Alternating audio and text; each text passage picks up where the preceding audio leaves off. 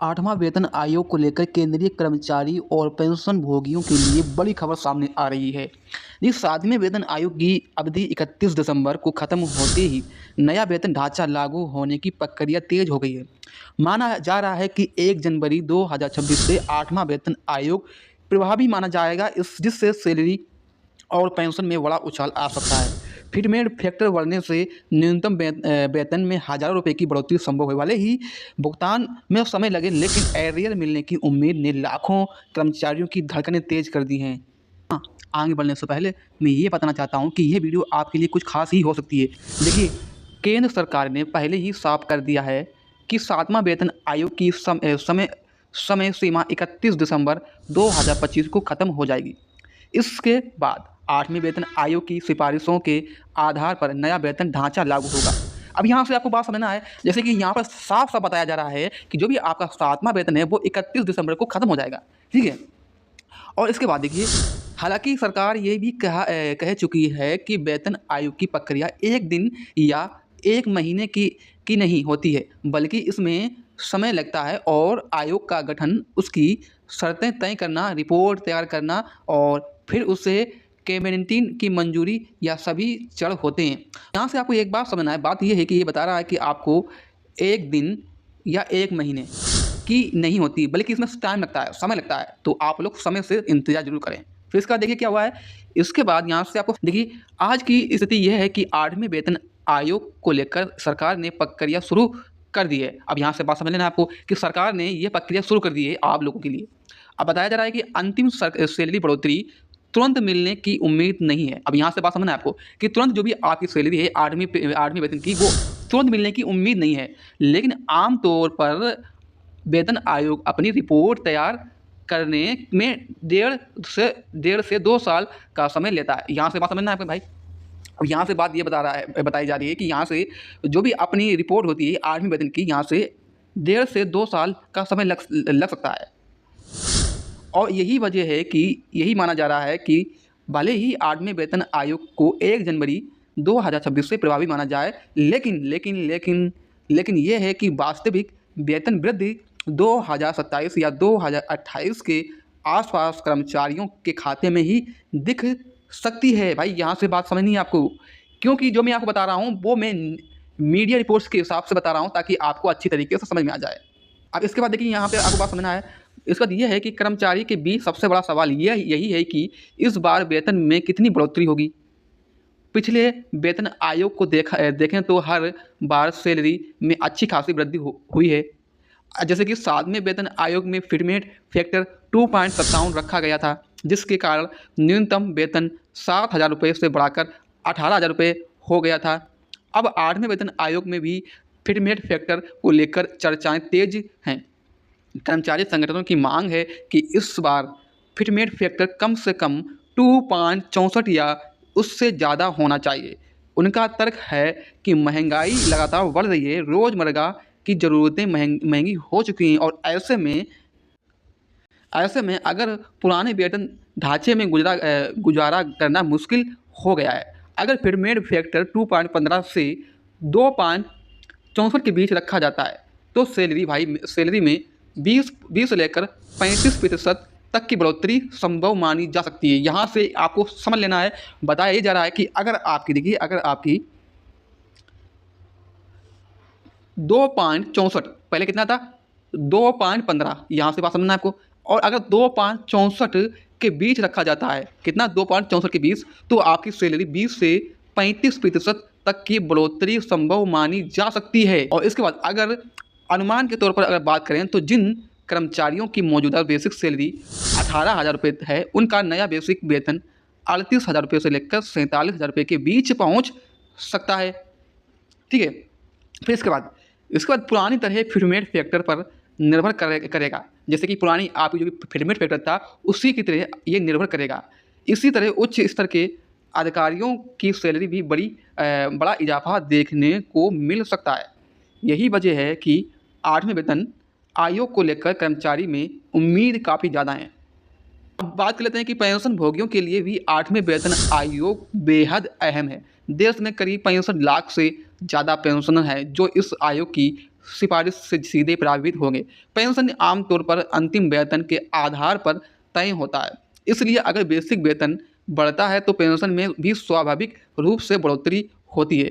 Pensioner को यह जानना चाहते हैं कि क्या उनकी पेंशन भी उसी अनुपात में इजाफा होगी या नहीं। देखिए, कुछ समय में सोशल मीडिया पर ये चर्चाएं भी चल रही हैं कि 8वें वेतन आयोग से पेंशन को ज़्यादा फायदा नहीं मिलेगा, लेकिन सरकार की तरफ से इस तरह की किसी बात की अब आधिकारिक पुष्टि नहीं की गई है। आमतौर पर वेतन आयोग में पेंशनर के हितों का ध्यान रखा गया है और इस बार भी ऐसा हुई होने की उम्मीद है। महंगाई भत्ता यानी डीए को लेकर भी कई सवाल उठ रहे हैं कि कुछ लोगों के मन में ये भ्रम है कि 7वें वेतन आयोग को अवधि खत्म होने के बाद डीए बंद हो जाएगा, लेकिन ऐसा कुछ भी नहीं है। लेकिन इससे नहीं, जब तक नया वेतन आयोग पूरी तरह से लागू नहीं हो जाता है तब तक मौजूदा नियमों के तहत डीए मिलता रहेगा। यानी जनवरी 2026 के बाद भी कर्मचारी और पेंशन को डीए मिलता रहेगा। यहाँ से बात समझ लेना भाई आपको। इसके बाद यह है कि वेतन आयोग लागू होने में अगर देरी होती है तो एरियर का मुद्दा भी समय आते ही पिछले अनुभवों को देखें तो जब भी नया वेतन आयोग देर से ही लागू हुआ है तब कर्मचारियों को बकाया राशि यानी एरियर मिला। इस बार भी अगर 1 जनवरी 2026 से प्रभावी मानकर सैलरी बढ़ाई जाती है और भुगतान बाद में होता है तो कर्मचारी को एरियर मिलने की पूरी संभावना है। सरकार की तरफ से यह भी कहा गया है कि 8वें वेतन आयोग को लेकर होने से सरकारी खजानों पर बड़ा बोझ पड़ेगा। यही वजह है कि सरकार बहुत संतुलन के साथ फैसला लेना चाहती है। एक तरफ कर्मचारियों की मांग है और दूसरी तरफ देश की आर्थिक स्थिति और बजट की सीमाएं हैं। इन्हीं सब बातों को ध्यान में रखकर आयोग अपनी सिफारिश देगा। कर्मचारी संगठनों का कहना है कि सरकार को सिर्फ आर्थिक बोझ नहीं देखना चाहिए, बल्कि कर्मचारियों की जीवन शैली और बढ़ती हुई महंगाई को भी समझना चाहिए।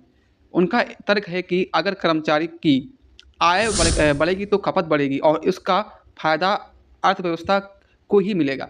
इसीलिए वेतन बढ़ोतरी को खर्च नहीं बल्कि निवेश के रूप में देखा जाना चाहिए। आज की तारीख में यह साफ है कि 8वें वेतन आयोग को लेकर प्रक्रिया चल रही है और सरकार इसे नज़रअंदाज नहीं कर रही है। हालांकि अंतिम फैसला आने में अभी समय के साथ कर्मचारियों और पेंशनर को सलाह दी जा रही है कि वे अपना अफवाहों पर ध्यान ना दें और सिर्फ आधिकारिक घोषणा पर ही भरोसा करें। अगर कुल मिलाकर बात करें तो 8वें वेतन आयोग करोड़ों लोगों की ज़िंदगी से जुड़ा हुआ मुद्दा है। इससे न सिर्फ सैलरी और पेंशन बदलेगी बल्कि भत्तों, सुविधाओं और भविष्य की आर्थिक सुरक्षा पर भी असर पड़ेगा। यही कारण है कि हर कर्मचारी को पेंशन इस आयोग से बड़ी हुई उम्मीद लगाए बैठे हैं। आने वाले महीनों में जैसे जैसे आयोग की प्रक्रिया आगे बढ़ेगी वैसे वैसे और स्पष्टता आएगी। फिलहाल इतना तय है कि 7वें वेतन आयोग का दौर खत्म होने जा रहा है और 8वें वेतन आयोग के साथ साथ केंद्रीय कर्मचारी और पेंशन की सैलरी व्यवस्था में नया अध्याय शुरू होने वाला है। अब इसका कैलकुलेशन गुणा भाग कर लेते हैं कि कितना आपको इसमें फ़ायदा मिलेगा, कितना आपको नुकसान होगा। सबसे पहले आपको ये समझना जरूरी है कि 7वें वेतन आयोग में सैलरी की गणना कैसे होती है। 7वें वेतन आयोग के समय फिटमेंट फैक्टर 2.57 रखा गया था। इसका मतलब है कि 6वां वेतन आयोग के बेसिक वेतन को 2.57 से गुणा करके नया बेसिक वेतन तय किया गया था। इसी फार्मूले के कारण न्यूनतम वेतन सीधे 7,000 रुपये से बढ़ाकर 18,000 रुपये हो गया था। अब 8वें वेतन आयोग में भी इसी तरीके की प्रक्रिया अपनाई जाएगी। फर्क सिर्फ इतना होगा कि फिटमेंट फैक्टर नया होगा और महंगाई, जीवन यापन लागत और आर्थिक हालत के हिसाब से तय किया जाएगा। अब कर्मचारी संगठनों की मांग है कि फिटमेंट फैक्टर 2.64 या उससे ज़्यादा रखा जाए, जबकि कुछ विशेषताओं का मानना है कि 2.15 से लेकर 2.46 के बीच की संभावना जता रहे हैं। अगर मौजूदा न्यूनतम बेसिक वेतन 18,000 रुपये को आधार मानकर गणना करें तो अलग अलग फिटमेंट फैक्टर पर सैलरी कुछ इस तरह बन सकती है। जैसे कि मान लीजिए जैसे कि अगर 8वें वेतन आयोग में फिटमेंट फैक्टर 2.15 तय किया जाता है तो इस स्थिति में आपका 18,000 रुपये का बेसिक वेतन सीधे 38,000 रुपये से लेकर 38,700 रुपये के आसपास पहुंच सकता है। यानी सिर्फ बेसिक में ही लगभग 20,000 रुपये से ज़्यादा की बढ़ोतरी देखने को मिलेगी। अब इसके बाद देखिए, अब उसके बाद अगर फिटमेंट फैक्टर 2.46 रखा जाता है तो 18,000 रुपये को बेसिक वेतन बढ़ाकर करीब 44,280 रुपये हो सकता है। यह बढ़ोतरी 26,000 रुपये से ज़्यादा की होगी, जो मौजूदा सैलरी के मुकाबले काफ़ी बड़ा अंतर मानी जाएगी। वहीं अगर कर्मचारी संगठन की मांग के मुताबिक फिटमेंट फैक्टर 2.64 लागू होता है तो 18,000 रुपये को बेसिक वेतन लगभग 47,500 रुपये के करीब पहुंच सकता है। इस स्थिति में न्यूनतम वेतन पाने वाले कर्मचारी की सैलरी में ऐतिहासिक बढ़ोतरी मानी जाएगी। इसके बाद आपको यहाँ यह समझना जरूरी है कि सिर्फ बेसिक वेतन ही नहीं बढ़ता है, बल्कि उसके आधार पर अन्य भत्ते की गणना भी होती है। जैसे कि बेसिक बढ़ता है उसी अनुपात डीए, एचआरए और अन्य भत्तों की राशि भी बढ़ जाती है। यही वजह है कि कुल सैलरी में बढ़ोतरी सिर्फ बेसिक तय सीमित नहीं रहती है, बल्कि टेक होम सैलरी कहीं ज़्यादा बढ़ जाती है। अब जैसे कि मैं आपको समझा दूँ, जैसे कि देखिए, अब अगर मिड लेवल कर्मचारी की बात करें तो जिनका मौजूदा बेसिक वेतन 35,400 रुपये है, तो उनकी सैलरी की गणना भी इसी फार्मूले से होगी। फिटमेंट फैक्टर 2.15 होने पर उनका नया बेसिक वेतन करीब 76,000 रुपये के आसपास पहुंच सकता है। अगर यही फैक्टर 2.46 हुआ तो बेसिक लगभग 87,000 रुपये हो सकता है, और अगर 2.64 होने पर यह आपका 93,000 रुपये से ज़्यादा भी पहुंच सकता है। तो इसके बाद देखिए, अब जैसे कि मैं आपको उदाहरण के लिए समझा दूँ, जैसे कि आमतौर पर जिन अधिकारियों का मौजूदा बेसिक वेतन 56,100 रुपये है, उनका नया बेसिक वेतन 2.15 फिटमेंट पर करीब 1.20 लाख रुपये हो सकता है। अगर 2.46 फिटमेंट पर यह 1.38 लाख रुपये के आसपास और 2.64 फिटमेंट पर अगर करीब 1.48 लाख, मतलब 1,48,000 रुपये तक जा सकता है। पेंशन की गणना भी इसी बेसिक वेतन से जुड़ी होती है और आमतौर पर पेंशन अंतिम बेसिक वेतन 50% होती है। यानी अगर आप किसी कर्मचारी का नया बेसिक वेतन 47,500 रुपये तक तय होता है तो उसकी न्यूनतम पेंशन लगभग 23,750 रुपये के आसपास बन सकती है, और यही मौजूदा पेंशन के मुकाबले दोगुनी से भी ज़्यादा हो सकती है। अब यहाँ से आपको समझना है, अगर किसी पेंशन भोगी की मौजूदा पेंशन 9,000 रुपये है तो उसका 8वां वेतन आयोग के बाद ही वही पेंशन 19,000 रुपये से लेकर 24,000 रुपये के बीच पहुँच सकती है। यही पूरी तरह का नया फिटमेंट फैक्टर और नियमों पर निर्भर करेगी। यही वजह है कि पेंशन भी इसी आयोग से बड़ी उम्मीद लगाए बैठे हैं। अब महंगाई भत्ते यानी डीए की गणना भी बेसिक वेतन के प्रतिशत के आधार पर होती है। फिलहाल 7वें वेतन आयोग के तहत डीए 50% के करीब पहुंच चुका है। अगर नया वेतन आयोग लागू होता है तो डीए की 0 मानकर नई बेसिक सैलरी में मर्ज किया जा सकता है, जैसे कि पहले के वेतन आयोग में होता रहा। इसके बाद डीए की गणना फिर से नए सिरे से शुरू हुई। अब यहाँ से आपको बात समझना है, बात यह है कि अगर 8वां वेतन आयोग में देरी होती है और 1 जनवरी 2026 के से प्रभावी माना जाता है, लेकिन भुगतान 2027 या 2028 में होता है तो एरियर की गणना भी उसी की जाएगी। एरियर का मतलब होगा कि 1 जनवरी से लेकर जिस महीने नई सैलरी लागू होगी उसी पूरे अंतर की राशि कर्मचारियों को एक साथ दी जाएगी।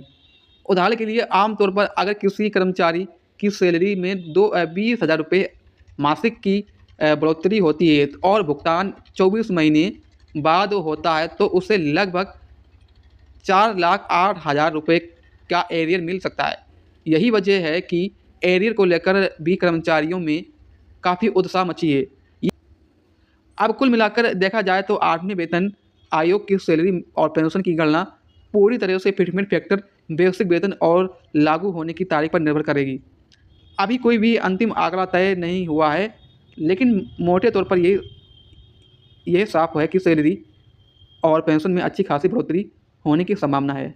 सरकारी योजनाओं और पेंशन की सबसे पहले खबर चाहिए तो अभी हमारे न्यूज़ हिंदी यूट्यूब चैनल को सब्सक्राइब करें और वीडियो को लाइक करें। यहाँ आपको मिलेगी हर बड़ी सरकारी योजना, पेंशन अपडेट, सैलरी बढ़ोतरी, राशन कार्ड, किसान योजना, बुजुर्गों के फायदे और नए नियमों की सबसे तेज और सटीक जानकारी जो खबर टीवी और अखबारों में दोपहर से आती है, वो आपको सबसे पहले यहीं मिलेगी।